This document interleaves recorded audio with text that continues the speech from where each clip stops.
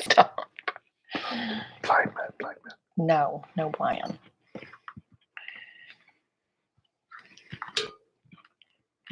Stop fidgeting.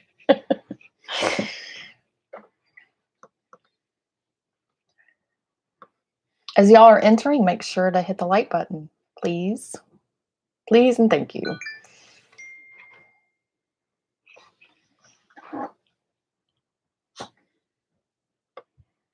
Good evening.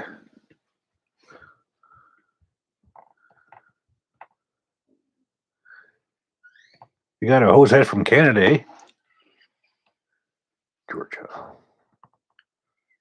Thanks, Michael. Connecticut behind the lines.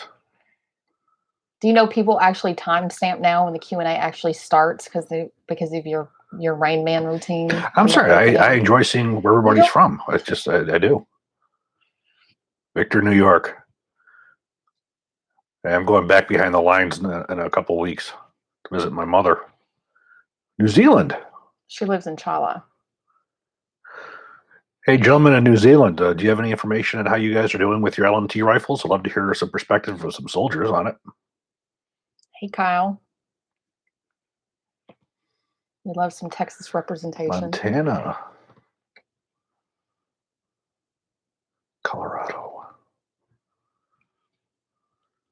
Kirk, thank you so much for your donation. He says he loves his mag and it shot great. That's wonderful to hear. Sorry to hear about your stress with your moving. Hopefully it's tapering off and getting better.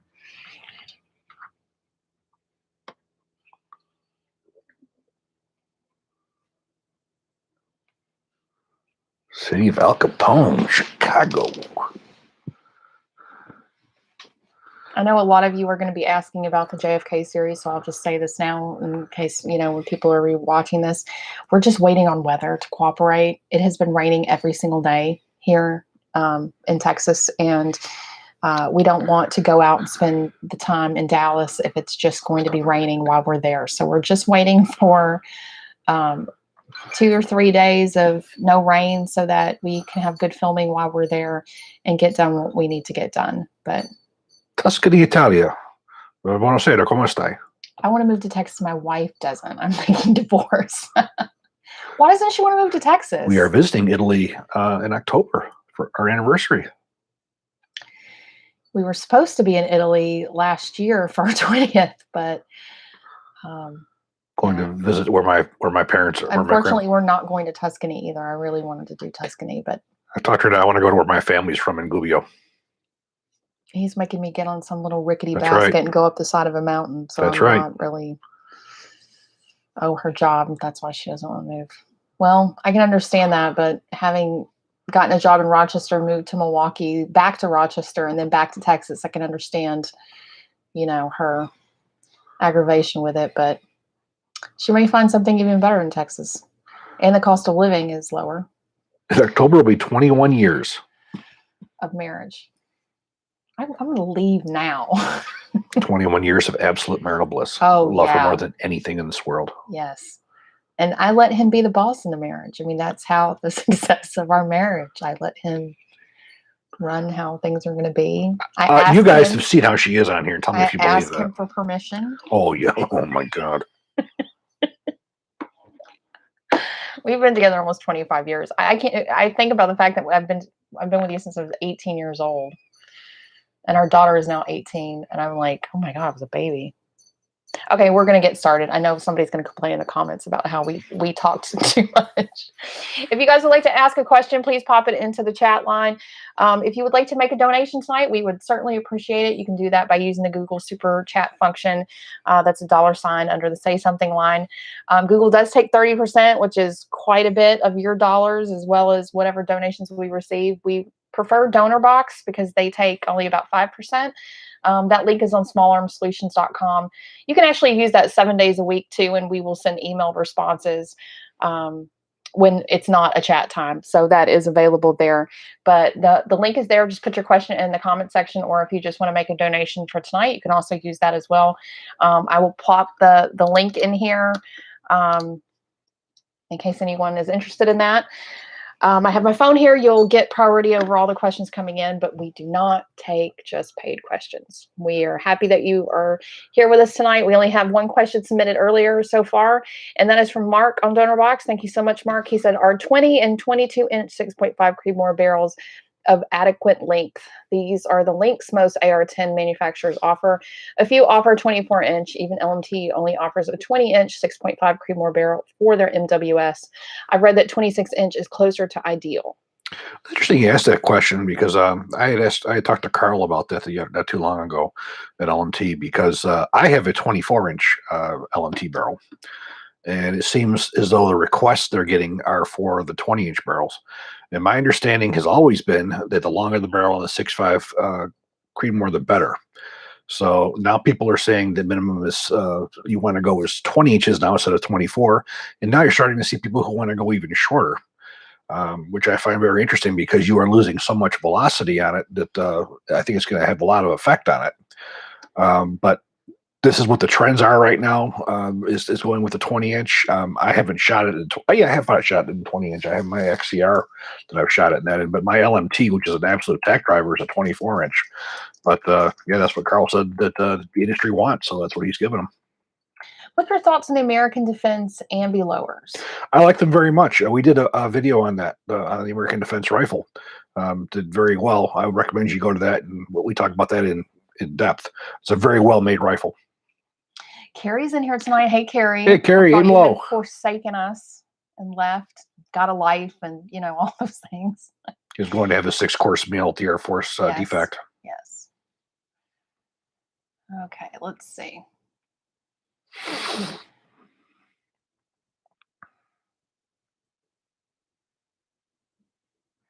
Thoughts and opinions on the Tavor 7 or 308 bullpups? I have been trying to get my hands on a Tavor 7 since they came out. Evidently, there has not been a lot coming into the country. I spoke to Jeremy Gresham, which is my contact in media over at IWI last week or 2 weeks ago. And he said he's got me down for one when they come in, but he was able to get me over here one of the new Gen 2 little Aces. So unfortunately, I can't really answer that yet because I haven't gotten one yet.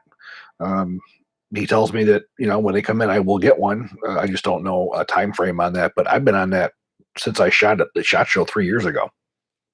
Carrie says he was on vacation. He caught some red snapper. Snapper. Fish. Chris. Oh, sorry. I can't with you tonight. Okay, sorry. There's not even any alcohol involved. That's what's really sad. Well, we're talking about Carrie here, so. I really just want to go on vacation without my children. We love Carrie to death. Do you feel the ammo shortage is getting better? Is it possible we can see 2019 prices again? I have talked to a couple dealers, including Misha Colt, way over at Ozark, and he's saying ammunition is starting to show up a lot better, That's a lot nice more. To hear. Yeah, for as far as what the prices are, he says the prices seem to be a little bit better. So there is, I think Remington coming online has made a lot of a difference because they filled a lot of the void. So yeah, for as far as where the prices are going, I don't know. Quite frankly, it's not the manufacturers who've been scalping those prices, it's been the dealers. They're not paying any more for it. There's been some very slight increases just due to the increase in cost of materials, lead, copper, brass, all that stuff, but not what it was. So again, your price determination is not based off really what the ammunition cost the distributors. I'm sorry, which the cost of the dealers is what the dealers decide to sell to you for. Steve on DonorBox, thank you so much, Steve. Starting buffer weight for a 16-inch mid-length 223 Wildy barrel with a aluminum DSA bolt carrier group. I would start with an H. Again, a lot of this has to do with how these rifles barrels are gassed. If you have barrels that are gassed specifically for 5.56, the H works just. The H will work. If you have ones that are gassed for commercial ammunition, where it has to be opened up a lot more, so you can use some of this cheaper ammunition that has low port pressures, then you may need to drop it down. So it unfortunately it depends on what the manufacturer is doing with the with the gas port. When you're doing military ammunition and military length barrels, it's easy. That's how these guns are made so reliable.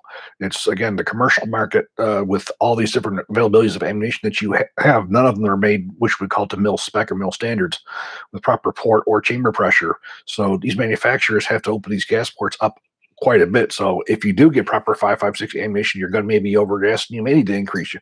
You may need to add another buffer, a heavier buffer to it. Unfortunately, it depends on what the manufacturer is doing and what you're doing with ammo.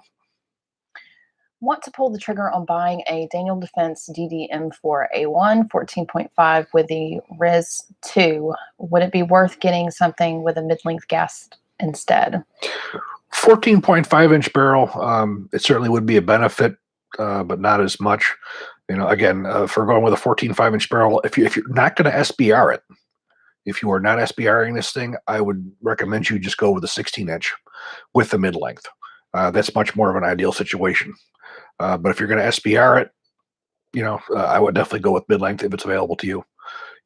Daniel Defense makes nice stuff, but it's awfully expensive, and there's some other things out there that are, really good quality that you're going to pay a lot less for. He says he has an out of left field question, but is there any way to get a foot into the firearms industry in Germany or Switzerland? Well, Germany, you have several companies. You have ones I know. You have Heckler and Koch. You have Oberlin-Arms. You have Schmeiser. I think there's another one over there too. But you have several arms manufacturers in Germany. Switzerland, it's mostly SIG that's still over there. So you certainly do have options, especially in Germany. What are some solutions for vertical grips for a 20-inch A1 platform? And then he says triangular guards, question mark. I don't know anything that will work with triangular handguards. Those were never meant to have grips with them. You would need to put some kind of a rail system on it. For something like that, I would probably take a look at the Centurion Arms. They have some, excuse me, handguards for a 20-inch barrel. Speaking of Centurion Arms, we're going to be doing another video on those guys coming up, and they're going to be doing a big clear out of old product to bring in some new with discounts. We're going to be bringing that to you as well. So you're going to see a whole bunch of their products with discounts. So stay tuned for that. And you'll be able to combine it with our affiliate codes already that we have for Centurion, because we have 3 different codes. I am also working on a new product with Centurion Arms.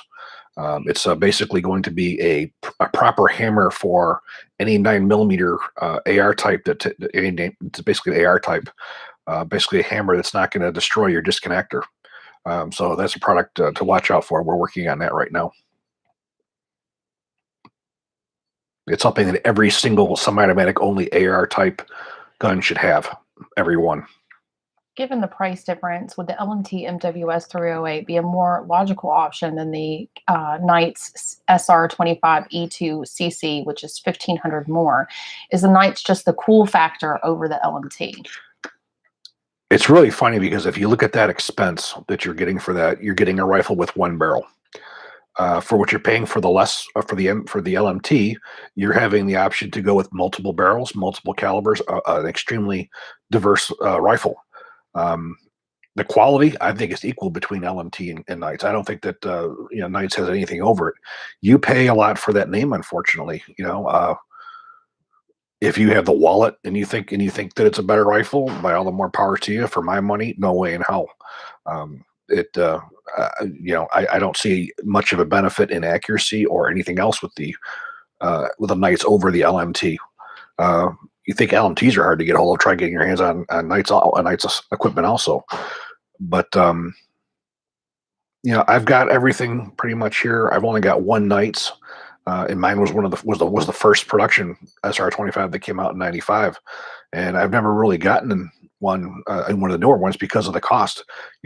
As much as I love them and I've had a chance to review them, I can't justify the cost when I have an LMT that will shoot sub MOA, and I can swap it out with different calibers. I got the 6.5 Creedmoor.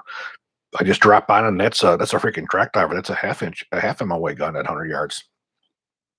I mean, it depends on what you want. That's just my 2 cents. Michael's anniversary is coming up. His wife has given him a budget of $2,000-ish for an anniversary gift. What would you get?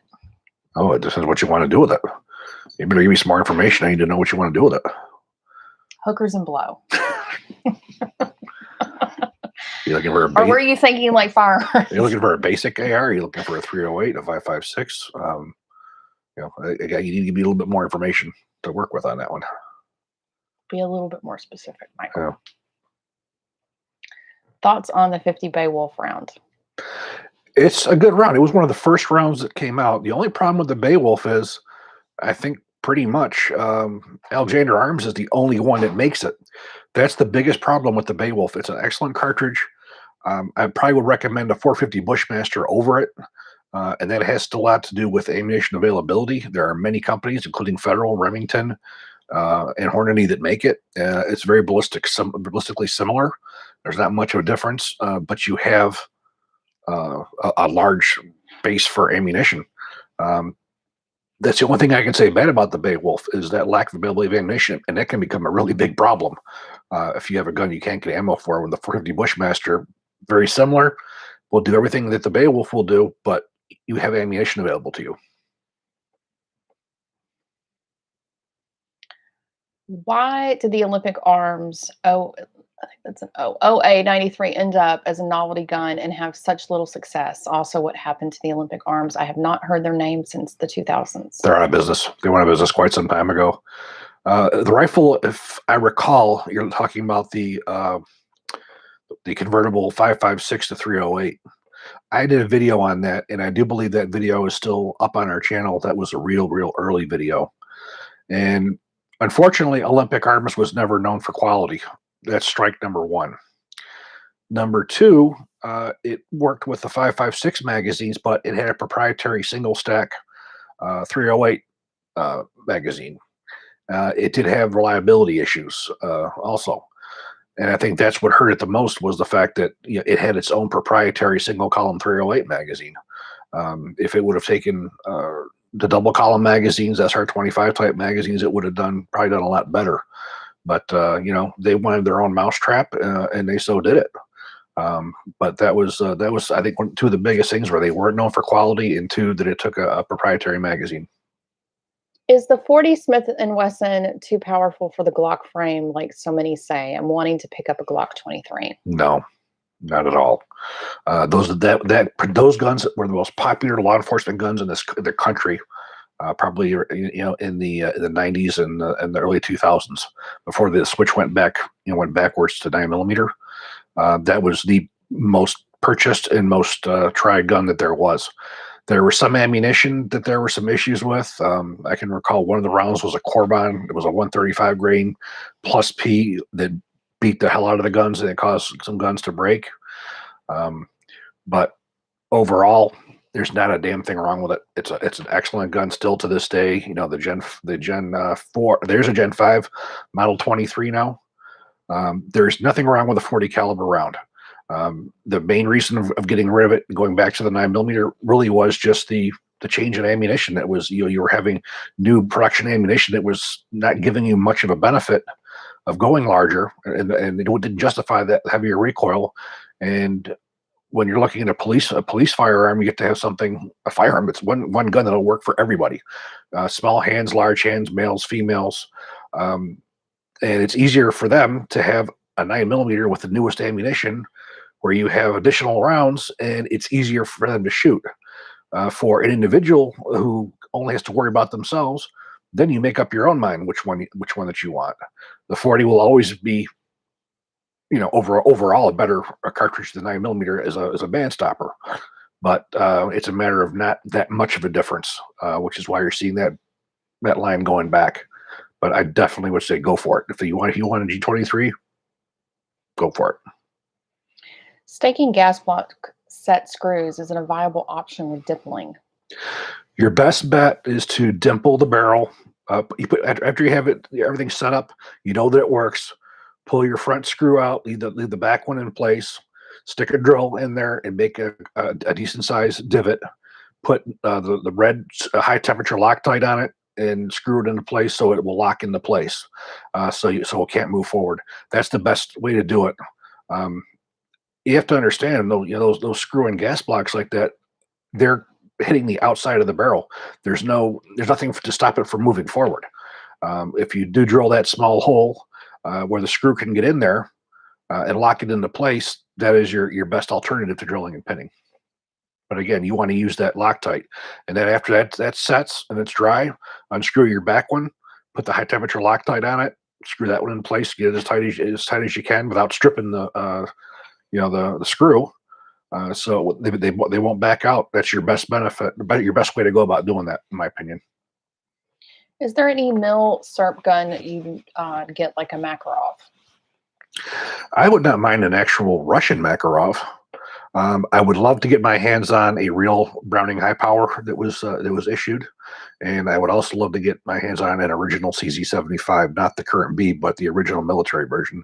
Those are probably the three of the oldest guns I'd like to get my hands on, and I also would not mind getting my hands on a real Colt 1911A1 U.S. service that was in nice shape. But unfortunately, those are so far out of my price range that I wouldn't even, it's probably never going to happen, but I would like to have a real GI one. I'd get rid of both my other 45s if I could find just one GI one that was nice. Thoughts on Rosco barrels? Rosco barrels are excellent barrels. They're one of Colt subcontractors, and I've never heard anybody complain with them. I've shot them on Colt rifles. I think they're very nice barrels. I have a Milliserve 14.5 Colt upper and a brand new square stamped 14.5 Colt. Which one to keep and which one to sell? Well, the 14.5 is NFA, so if you have an SBR, they're both 14.5. It's a Milliserve 14.5 Colt upper and a brand new square stamped 14.5 Colt. They're both Colt. It doesn't make much of a difference. The only difference would be is if one of them was actually made by Colt and one of them was not. I would take a look on the video I have comparing the LE 6920, the earlier and the later ones, where you can see the actual Colt markings versus the subcontract markings. If you have ones with the original Colt markings, I probably would say that would be better just for quality. But that's pretty the only way I would tell you to differentiate is if you had one of the older ones. Quite frankly, that the square doesn't mean anything. All it means is serial forge. All that means is that's where the forging came from. It doesn't mean anything else. All those ones that Colt has, these all come from the same forging companies. So that doesn't make a difference. If it has a C on it, that would make a difference. Which AR-15 do you recommend, Wilson Combat or Daniel Defense? Well, I have to say Daniel Defense because I have experience with them. I don't have any experience with Wilson. As I said, we got NRA coming up here in Houston, and I think it's the end of August, and I'm hoping to make some contacts with these people. So all these ones I've been trying to get for a long time, I'll be able to get some, so we can start doing some other reviews. Speaking of Bigfoot, my cousin came to Northern California to visit, decided to go to Bluff Creek, where the Patterson Gilpin film was taken in 1969. After finding Bluff Creek, he walked in and never again alone. I would love to do that, but unfortunately I couldn't bring my rifle with me. We're going to be doing a video on my Bigfoot rifle, probably in another month or two. I have a lot to catch up on right now, but we're going to be doing one, and I'm also going to explain why, what cartridge I have chosen, and why I feel that would be an appropriate cartridge to hunt Bigfoot. For as far as what word do I want to use for as far as an anatomical use? Yeah, we'll be filming all weekend long to get some videos out to you. Chris has been test firing and researching all week on guns that have come in. So he's been busy with that. We haven't been able to do actual tabletop filming. We have a viewer out there who sent us a rather long list of guns that said that we are welcome to. And there are several on there, and he knows who he is if he's on here. I don't know if he's on here or not. I'm sure he's on here. He's quiet a lot. But I want to say to that gentleman, thank you so much. Because of him, I finally got my hands on some of the B&T APC-9 and APC 308. Those I am very happy to do. I was very grateful for, and not to mention he has a Colt Python, the new 20 Colt Python 2020, which I've been looking for everywhere. People like you guys who send these things into us, we all benefit from that. I give you guys the content that you want, and you guys learn about a lot more. So if that gentleman knows who he is, thank you. Yeah, he's definitely going to be keeping Chris in guns for the next year because he has quite an extensive collection, and he has a new current Python. That's what you said. Oh, I'm sorry, I must have zoned out. Yes. Well, we have a lot of good things that he's going to be letting us borrow. But you guys who loan us, again, I want to put a call out to you guys because, like I said, it makes it so much easier. Again, I don't have a gun shop where I get trade-ins and stuff like that, so I can get my hands on them. You guys making them available is really what's making this channel grow. I'm sorry, I was reading some of the comments, so I think I missed part of what you were saying. Carrie says he's going to be at NRA. That's what I was reading when you were talking. So we'll see Carrie at NRA. Yes.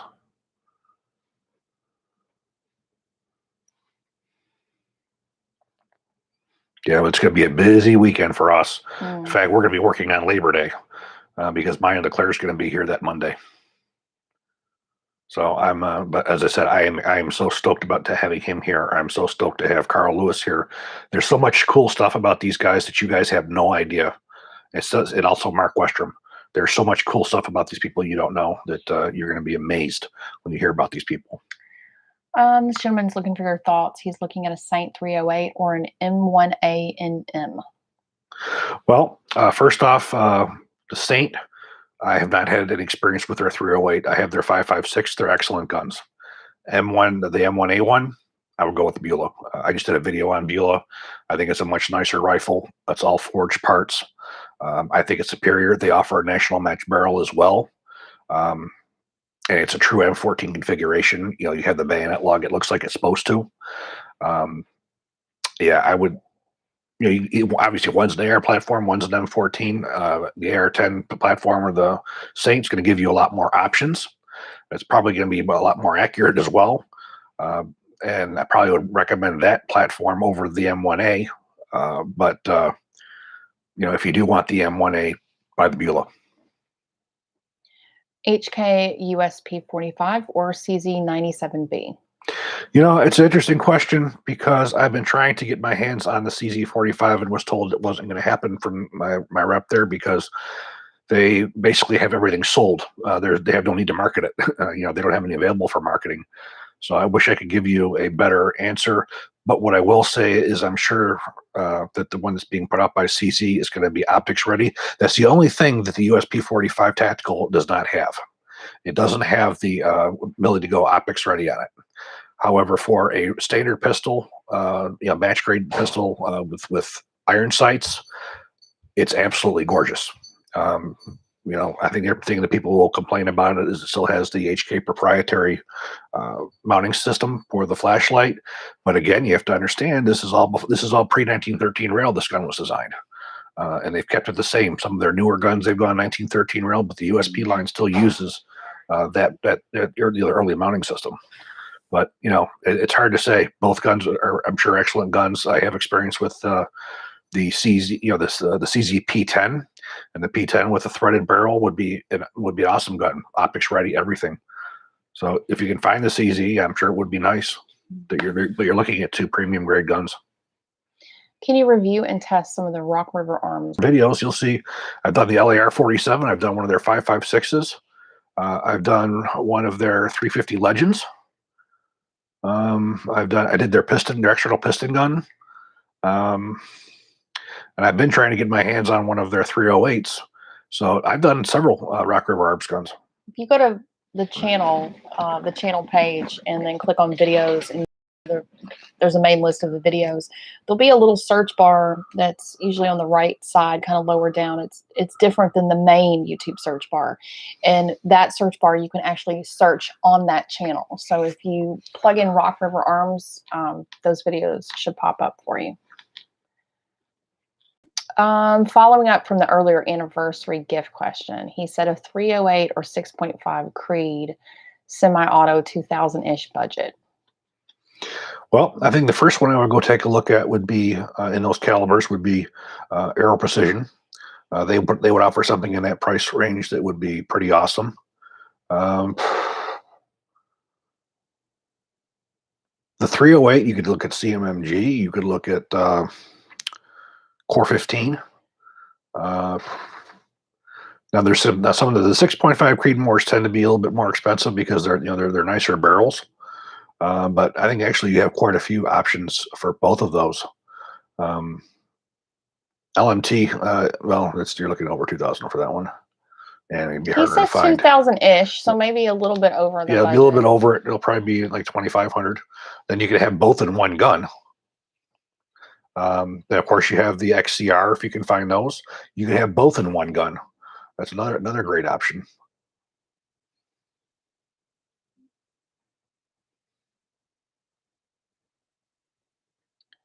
Do you know anything about what kind of resources Franklin Armory is putting into reviving the Bushmaster ACR? I spoke to Bushmaster right after their site went live. They're only offering a couple guns right now. She told me in a few months I could get something to review, and I asked her that exact question. And she says they are planning on reintroducing the ACR with some modifications or some updates to it. She wouldn't tell me what it was, but she did tell me they were definitely going to be reintroducing the XCR, the ACR.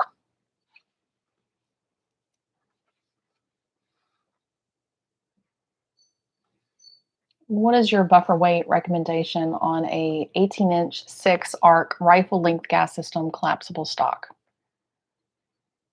Probably an H. But again, you're gonna have to look and see how the thing's ejecting. If you're getting it at 1 o'clock and the cartridge case is hitting your knuckles, you may want to increase it. I would start with the H, and if everything is working properly, you're getting a 2, 3, or 4 o'clock ejection system. You're fine. What is your opinion on the Barrett Rec 10? Well, I've only had a chance to do one, and that was their 5.56, and that was a very very nice rifle, very well made, very expensive. For as far as caliber you're looking for, it depends. I've been trying to get my hands on one of them at 6.8, and just not had a lot of luck.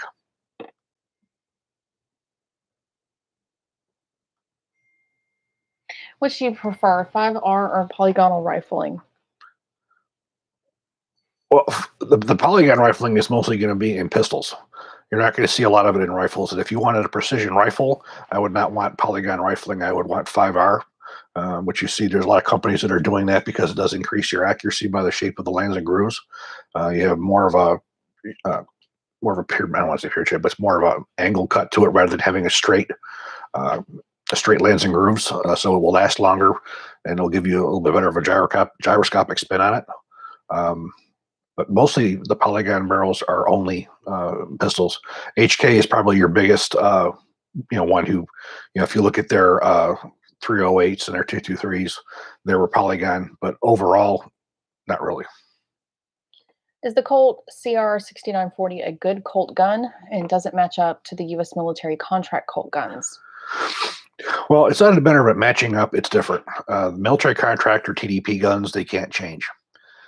The 6940 overall is a much, much improved gun over the military contract guns. I do have a video on that. It's called Colt's Crown Jewel 6940. I think the 6940 is the nicest gun that Colt has ever made. I think it's probably their best AR-15 they've made or ever will make. The biggest difference, I think, is going to be, when if they ever add an ambi-lower receiver to the commercial market. Um, the If you look at what the military specs and standards are for testing and everything, the 6940 will do much more. You have a free floated barrel, so it'll withstand heat better. You have your ability to put on your accessories without having to worry about the weight affecting the barrel. Um, yeah, the 6940 far exceeds the U.S. government guns in any way. Leo on Donnerbox, thank you, Leo. Have you heard about the release of the CZ Burn 2 and 308? Any idea when they will be available to purchase? I have not heard any indication that they're doing that yet. Those are made for a specific military unit. I have asked in the past if they're planning on doing it. A lot of stuff has been on hold because people are worried. They're worried about what's going on with, with potentials of import bans. As of right now, the lady told me over there they don't have any imminent plans of importing it. I asked the same question. I can't wait to see it. Thank you, Ronald. I will look up and see if I can see it.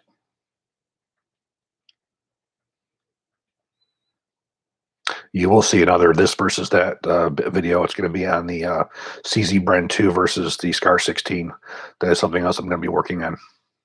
Ronald wants to know, did you change your mind from favoring a Piston AR-15 to a direct impingement for your go-to rifle? No, no. My go-to rifle is still a 14.5-inch LMT MLS. I still prefer the internal piston over the external piston in these rifles. A properly made rifle, there's absolutely no benefit. There are other ones that certainly do work. I have no problem using them if I had to. But for my personal preferences, I will stay with my my standard internal piston that's made properly. Any recommendations for a scope on a 20-inch AR-15 with a flat top upper and A2 stock? There are lots and lots of stocks available, or sorry, scopes available out there. I've been doing a lot recently with Vortex as well as the primary weapon scopes. There's a really nice one that Primary Arms has got, which is I think it's a 1 to 16, maybe. I'd have to take a look at it. I have like 8 scopes over there. It's hard to remember what they all are. But there's a very nice one that I've been working with on this Primary Arms. And the Vortex line, I have been nothing but pleased with all of them. For that, I probably want to go with at least a 10 power, probably up to a 15 power would be good for that. A nice set of rings or a nice mount. My preference in mounts, as I've always said, is Spur. Spur is the Swiss watch of scope mounts. But also, like versus Vortex, they make some really good ones themselves. For as far as the mounts, I use a lot of QDs because of the fact that I put the scopes from gun to gun to gun to gun. If I had a dedicated rifle, I would not be using a QD. I'd be using one that would attach right to the rail and it'd stay there. What's a good DPMS pattern upper chambered in 6.5 Creedmoor to put a new frontier lower? Frontier being He says frontier lower. Well, DPMS pattern, I mean, that's everybody for the most part outside of Armalite, Knights, and LMT. So, I mean, you could be looking at Aero Precision, for instance. Now, keep in mind there is no specific standards. You might want to do a bit of research into that. Some companies are doing their own proprietary receivers. The upper and lowers go together, so you might want to watch out for that.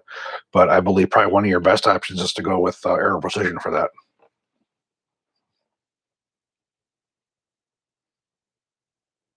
Yeah, Diamondback also uses the Armalite, the Armalite pattern, and I do believe that the Armalite pattern is better than the DPMS. It's stronger.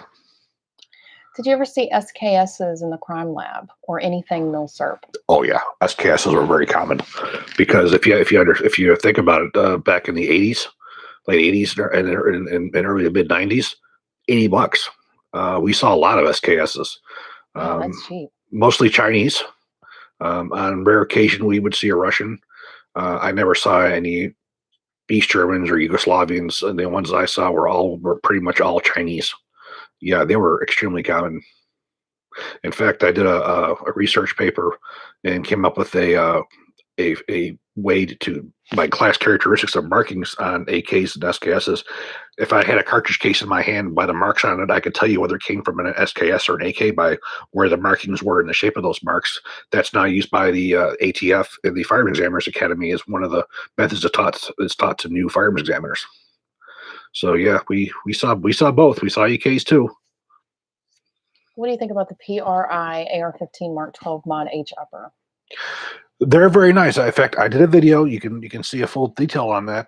It's on the Mod O because I also have the Holland upper in there as well. So you can see a full detail on that. PRI is still the one. If you want a Mod O, that's where you want to go for that. Unfortunately, a lot of the parts that were arms used to make the Swan sleeve and the rear backup sight. Since Dick Swan passed, unfortunately, his daughter took over the company, and I don't know what's going on with it. Most of the stuff's out. So PRI's gone ahead and made their own type of a Swan sleeve. And when they can find the other backup sites, you can't make it original like you can with the Mod 1. The Mod 1, Knight still does once a year make them for people who do retros. Buying the Claro over Centurion Arms, you can get that's who built my Mod 1, and it was with the proper handguard and everything. So you still have an option to build a nice Mod 1, and the Mod 1 was the preferred one. The Mod O, there was a lot of issues with them. That's why they stopped production of them, building them, because there were some quality control problems with some of the parts that with PRI and sometimes with arms. So that's why the Mod O. In fact, the last of the Mod O's, you'll see in the video if you watch it, they Loctited all the parts down so the parts couldn't be replaced. So once the guns were worn out, they just trashed them. They didn't try to rebuild them, and they replaced them with the Mod 1s. Are MR762A1 556A1 worth it, considering HK's current productions in the EU are probably a few generations ahead, or just get an LMT? The MR762, it's an excellent rifle. Nothing you can take away, but here's the problems. It's entirely proprietary. If you were to have a part fail on that rifle, you could only go to H&K. And those parts are going to cost you your firstborn if you can get them. Where if you go with the LMT, you get a rifle that takes many standard parts that you find out there: bolts, bolt carriers, hammers, triggers. You have everything that you can do with it, and plus you have the capabilities of having proper barrels on there. The MR762 and MR556 for commercial use only has these match grade barrels. It doesn't have a military grade cold hammer forged chrome lined military barrel.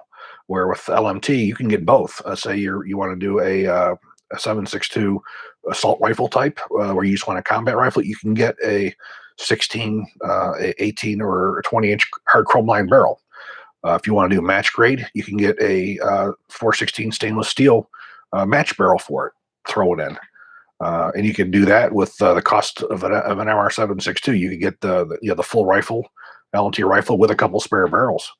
It's not that there's anything wrong with it. Don't get me wrong. It's proprietary. Every part, the bolt carrier, the receivers, those parts are all proprietary. The magazines are proprietary. If you got lots of money and you want to buy spare parts and you don't mind, that's fine. But it really comes down to that for me. I have one. I have one just in a collection of both, but not one of those would be my go-to guns because of that same reason. If I got to replace parts and they're not available from H&K, I got a baseball bat.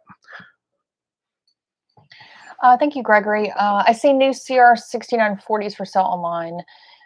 Is this a Colt gun that is made completely by Colt, or is it a new production Colt that they're sourcing the parts from other companies? Well, they're sourcing the parts because the only difference between a 6920 and a 6940, the one-piece upper receiver instead of the two-piece. They use a different barrel extension. They use a different barrel nut. They use a different gas tube and a different front sight base. All the other parts are the exact same. So the barrels, it doesn't matter what you get with it. It's those parts are the same. So the only thing that's really different is they have to build the front sight bases with the folding front sight. And so what you're getting now is the same as the 6920. It's outsourced. I don't believe Colt ever made internally the 6940 lower upper receivers. I remember when I was there, they were being made by Adcor, because at that time Adcor was making thousands and thousands and thousands of upper receivers because Colt couldn't keep up with them during the heyday of the global war on terror. So they were a subcontractor and they were making the one-piece uppers for them as well. Does anyone currently make a 20-inch 1 in 14 AR barrel?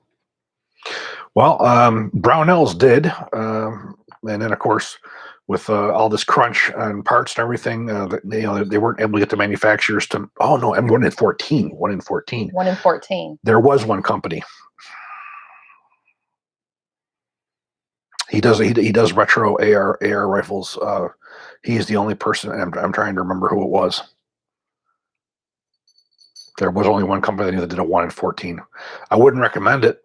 I would stay with a 1 in 12, just because of the issues with with bullet stability. You'd at least be able to go up to 60 grain bullet with a 1 in 12. You won't with a 1 in 14. And of course, if you live in a colder environment, that will cause you problems Sean too. is telling him the same thing. Okay. But that he wouldn't recommend it. He's saying he wants to test the tales of how destructive 55 grain ball was out of the original 1 in 14 AR barrels. Then buy a bolt action rifle. There's a lot of bolt action 223 rifles available to 1 in 14 for many years. I don't know what they are now, but back in the day, a lot of the bolt action 223s were 1 in 14.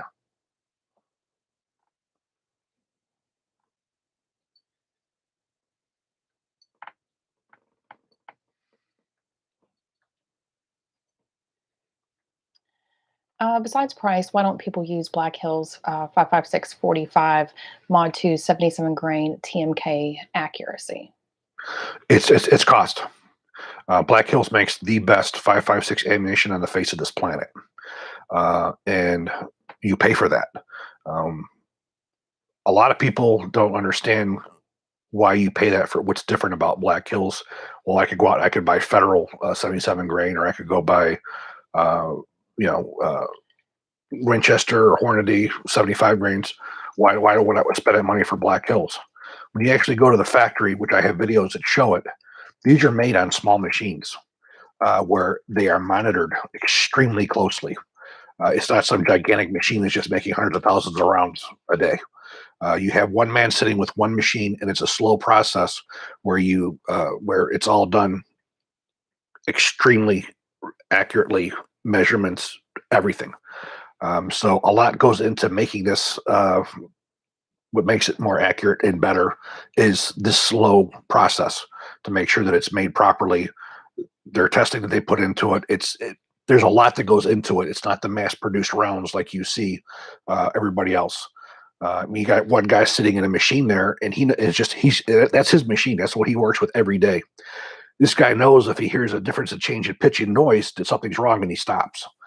You know, you got people from QC that come out several times a day, and they'll check to make sure that it's proper overall lengths, proper powder charge, and they're constantly checking this stuff to get the accuracy that you get. Where with these higher running machines, they're not doing it as frequently. They're not sampling as much. And then, of course, you have the packaging process where you get a box of ammunition that's put on a scale, and it makes sure that you don't have two bullets inserted into one cartridge that'll blow your gun up. That would be a really good video if we could go into the factory. We did. I did. Well, it's old. It's old, and people didn't really like it because you were filming it yourself. He was there, and you weren't even there to film anything. You were there for different reasons. That's true. And he used his camera, and he, didn't have it facing the right way, and it wasn't really, good audio. I would love to do that. It's at some point. Hopefully, we start making some money on this channel, and we can invest into right it now. To do everything is going in. Every dollar we make is going back into the channel, and we have a lot of amazing things coming up that I know I keep saying that pretty much every Q&A, but like stuff that you don't know about that's happening behind the scenes that we're investing in on the other side of the business. Yeah. We have another business that's basically going to be branching off of Small Arms Solutions that will be, revealed in due time, but it's exciting. Yeah, we don't have a travel budget at this point. At some point when we grow and we actually have a travel budget where we can go visit these places. Yeah, we would love to do that. Right now we're on a pay the electric bill. Yeah. If you guys are in Texas, you understand that struggle. Our bill right now is $500 for the month. It's ridiculous because it's so freaking hot.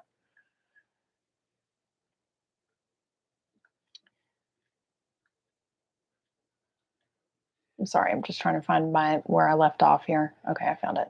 My buddy offered me his Colt H-Bar Ban Error rifle. He wants $600, and my 2017 made Colt M4 Complete Lower. Is that a fair deal? Well, yeah, $600 for any Colt is nice. However, it depends on what you're getting. Now, keep in mind if it's a ban era where you have match target series, keep in mind it has no bayonet lug and no muzzle device. That could be a game killer for everybody. Yeah. So basically, he would get the Colt H-Bar Ban Era rifle, and then he has to give his friend $600 and his 2017 made Colt M4 Complete Lower. Is that a fair deal? If it were me and it was a pre-ban, probably I would do it. If it's a post-ban or a ban era match target, no way. A Colt bash target isn't worth anything because it doesn't. It has all those band era features on it. So I guess it would depend on what it is. Dustin on Donor Box, he said, no question, just keep up the good work. Thank you so much, Dustin. We appreciate it. This guy needs buffer clarification. Is the H the same as the H1 or are they different? I see arguments for both. What H means is there is a tungsten weight. An H buffer has 1 tungsten weight, and H2 has 2 tungsten weights, H3 has 3 tungsten weights. Standard carbine just has 3 steel weights. So an H and an H1 are the exact same thing.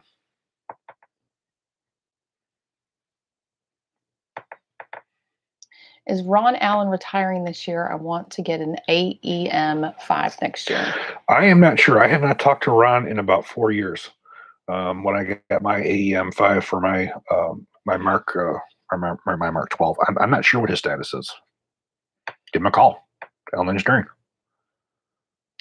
You don't realize that people can't just pick up the phone and call them like you can.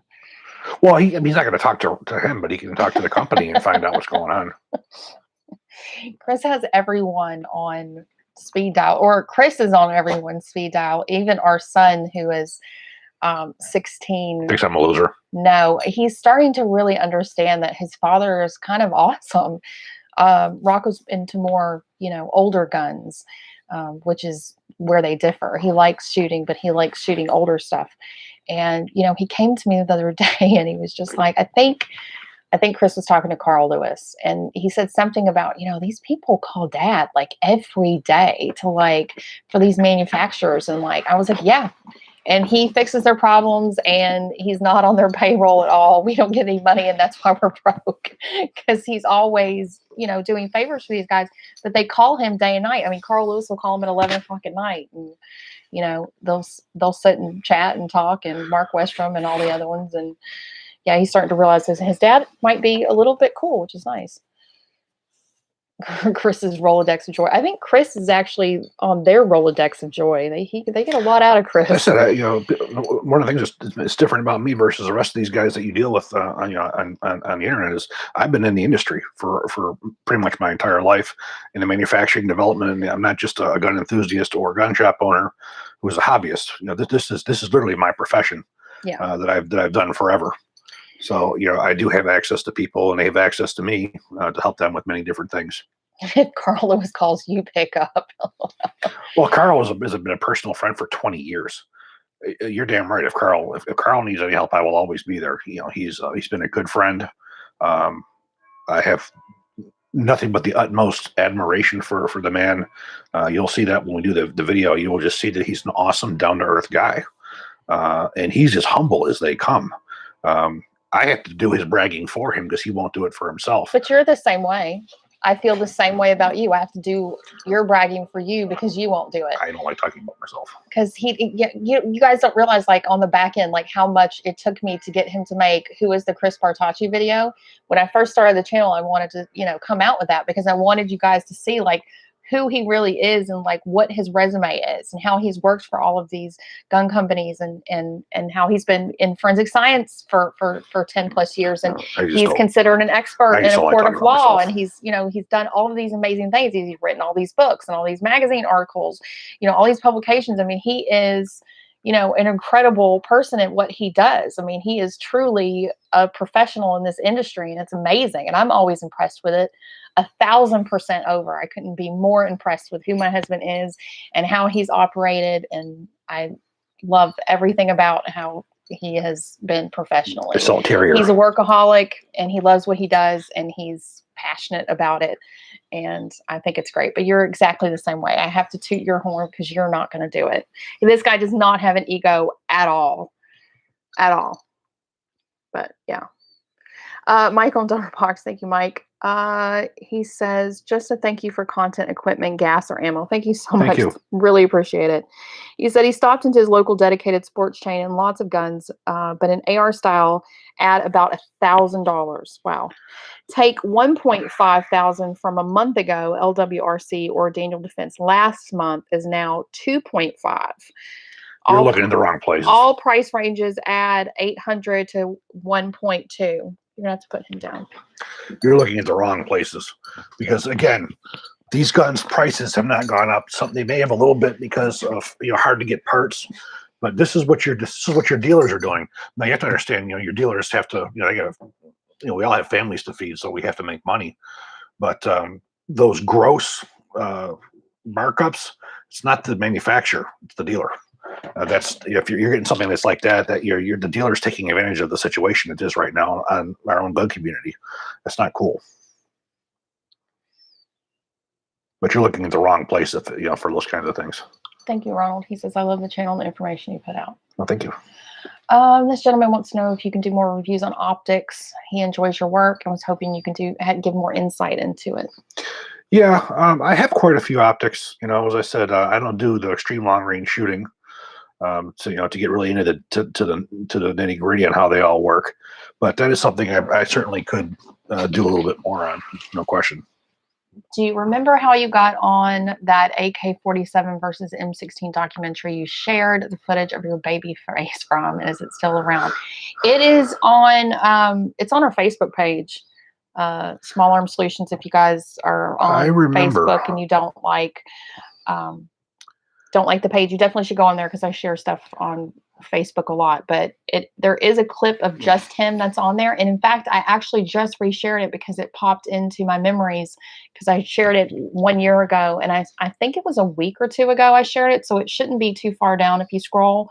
But it's a very short clip, but it is hilarious because I did say, in the top, I was like, guess who is in this video? Because when you look at it, even I've been within 25 years and I look at it and I'm just like, I can't believe that that's Chris, because he literally had this baby face. He looked like he was like 12. The way that came about was I just finished Black Rifle 2 and it was out. He was a forensic scientist. Yeah, the company who did that, this British company, they contacted Blake Stevens. He was the owner of Collector Grade Publications, and they said that they wanted to interview him for it. And he said there's a different bloke who's probably would be much better at this than me, and he sent them over to me. I got the call, said what they wanted me to do. I have to say that I'm totally embarrassed to have been on that particular video because I spent 2 days with them at Aberdeen Proving Grounds explaining what actually happened with the M16 in Vietnam. They decided to go with some the stories of a couple of veterans who didn't understand the mechanics of what happened, and they told the veterans, we want to hear about malfunctions. So they made up malfunctions, and they literally made shit up. And I was totally pissed and embarrassed because they said, well, they tried to tell me you weren't there. Well, when somebody tells you, oh, my gun messed up, I was in a trench or whatever, and I heard the enemies open up, and then I went like this, and he got dirt all over the side of his rifle. He picked his rifle up and it went click instead of bang. Well, I'm sure you guys can all see what's wrong with that. The only way a closed bolt on a rifle will not go off is 1, you forget to load it, or 2, you have a bad round, which wouldn't be the fault of the gun. That would be a defective round. So he made up a malfunction to give it to give it to them, which was not cool. So we had some very nasty words about that later on after it came out because it was wrong. And he just basically said, I got some rude comments, because I'm an American. So yeah, it was not one I was proud to be on. You could tell all these years later he's still awesome. Oh, I am. As I say, you spend all the time to teach people the right story, and they go with something. Yeah, but that doesn't necessarily always make good TV. They want, Yeah, well, as I said, I went on there because I wanted to set the record straight, and he told me, well, this wasn't about setting the record straight. Well, then what do you want experts for? What's the point? But I don't know. And that's why we made what happened with the M16 in Vietnam video. Because that's how I kind of got him into the channel, because I was like, why don't you talk about this? You love this topic. Why don't you talk about this? And he was just like, nobody wants to listen to me. Nobody wants to listen to me. I was like, yes, they do. Let's just start there. And that's why, I look back at that video and I'm literally sitting there for like an hour and a half with an iPad holding it up, trying to film him. And that's why it was kind of shaky. We still get people who will say, oh, you need to work on your audio. So this was 3 years or 4 years ago. Oh, it was longer than that. Look at what we have now. I mean, obviously you have an evolution, of we just gotten better and better. She's done it all, but she's better, better, better, better, better. You know, but we've changed a lot over the years. Yeah, that was my favorite question last week. Was tell me about your filming background, Heather? Yeah, my filming background is just believing in my husband and sitting there with an iPad and then self teaching Yeah. myself everything from square one, like a toddler. This guy says he's looking to build an M16A2 or buying one. Is Fulton Armory a good clone? It is. Speaking of that, I had a conversation last week or 2 weeks ago with Eli over at Wyndham Weaponry. They are looking to be building a M16A2 in the not too distant future. I would hold off and wait for them. They're a much better quality company than Franklin. Unfortunately, a lot of companies just aren't doing the fixed sites anymore because nobody wants them. But they're, as I told Eli, I said that you're seeing, a sort of a circle come around where people want to go back to simplicity, and back when you didn't have to worry about batteries and all this kind of stuff. And that's why he said, well, that's why we're trying to get the forging so we can do them. We have all the parts, so we just have to get the forgings to do it. That probably, in my opinion, would be the best bet is to wait on that. The only other company that was doing it was Bushmaster, which I don't know what they're going to be reintroducing. They built basically an M16A2 as well. Unfortunately, a lot of companies, they don't want to invest in it. Wyndham Weaponry, they like keeping more of a, they're making their A1 type version where they're building a quote obsolete upper receiver with a A1 carrying handle on it. So I would hold off for that because I do believe that's going to come to fruition. There you go, right there, Chris. What's that? Oh, of course, she's never going anywhere. But hang on to the wife, not to any like that anymore. Yeah, that's like a threat. So when she denies me my Middle Eastern food. Oh yeah, he was doing that today. It's like we can't afford Middle Eastern. Okay, I'm gonna pull a couple more, and then we gotta call it a night. 14.5 mid-length, 5.56 best for suppression. The best for suppression would be 10.5 or 11.5 because you have less propellant burning and you get less velocity. We got propellant burning. You can suppress the noise. You can't, it's the supersonic crack. You can't as much, and you have a lot of. So the shorter the barrel, the better it suppresses. But again, at 14.5, the gas system has nothing to do with suppression. The gas system just has to do with reliability, regardless of that. That the basic suppression comes from obviously the lower the noise, the better it's going to be. Chris says, just buy Heather a handbag; she'll be fine. That is my love language. Is definitely a good handbag, but my handbags can cost as much as his guns. So. Will AEM 5 suppressors be discontinued? Don't know. As I said, I haven't talked to Mr. Allen in several years. I am not sure. I mean, he was up there in age. He goes back to early Global War on Terror. He's the one that made him for not PRI. Who the hell was that? OpSync. He made him for OpSync. They had his name on him. And then, of course, when that guy went freaking nuts, he went freaking crazy. And then when OpSync was closed down, he went into business building the same ones under Allen Engineering. And so this guy's up there in age. So I imagine he definitely is around retirement age. So, but I don't know. I don't have any firsthand knowledge. I haven't talked to him in years. Look at this. He said, "You deserve it. You're a doll." See, Chris. I let her. She gets whatever she wants. That is lies. No bullshit. That's lies. Bills are paid. She can do whatever the hell she wants. Oh my God, that's lies. He's mean. Don't listen to him. Somebody save me. Let's see. Do you think they should have had Stoner 63As more than the M60s as the squad automatic weapon in Vietnam? No, it really. Unfortunately, the Stoners were never a finalized design. They did have their problems, especially in a belt-fed mode. So it didn't work as well as the M60 did at the time. You know, the whole secret to making an M16 into a squad automatic weapon is having a heavier barrel on it. That's the difference between an M4 carbine versus an M4A1 carbine. M4A carbines don't overheat like the M4s do because they're not designed for the extended fire of an infantry rifle. They were designed as a rear echelon light purpose carbine for non combat personnel. Um, the Stoner was never a finalized design. It was used for a very brief period by SEALs, but they didn't hold on to them, and that was because it wasn't finalized. But no, I don't think it would have been a very good squad automatic weapon, compared to the M60. This guy says he has your back, that he's sure it's my world and you're just living in it. On that note, we're going to end it for tonight. Thank you so much for joining us. Thank you, guys. Hopefully we will be here next week. We will be taking off Q&As, I believe, the first 2 weeks in August. So we're going to try to finish out the month of July for you because Chris will be in New York. So he will not be here to do Q&As. So thank you so much for joining us. And hopefully you can join us same time next week. Have a good night.